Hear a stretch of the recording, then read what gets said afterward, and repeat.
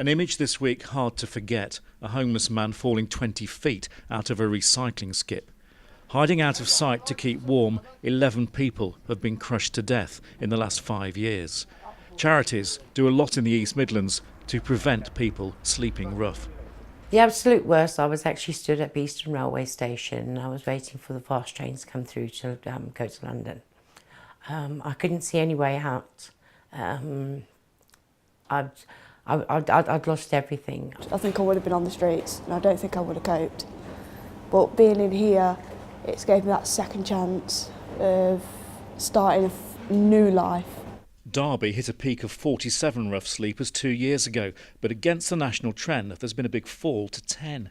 In Nottingham the numbers have risen steadily, with 14 people sleeping on the city's streets in 2015. In Newark, the latest snapshot shows 10 sleeping rough. Leicester has had the biggest problem. At 1.50 were on the streets. The number's fallen, but are on the up again, 22 in 2015. This is the kind of place where people spend the night. It's pretty grim. The government has promised to spend more on keeping people off the streets, £139 million over the next 4 years.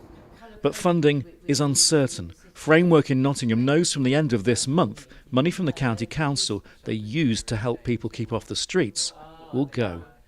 I think primarily central government needs to take some responsibility for this issue.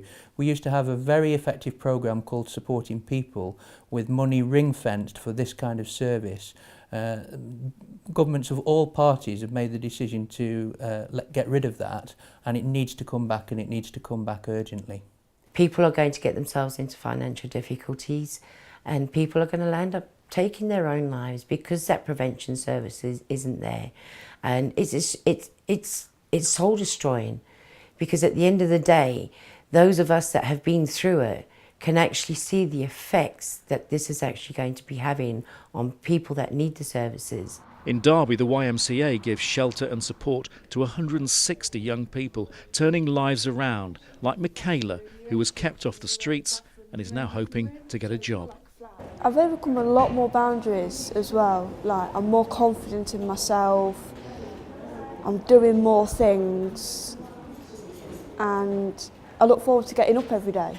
We lost a lot of funding, and I suppose the thing that worries me is the funding that we've got at the moment is time limited, and we've just been really creative with the resource that we've got, hence the reason we're doing a substantial amount of fundraising.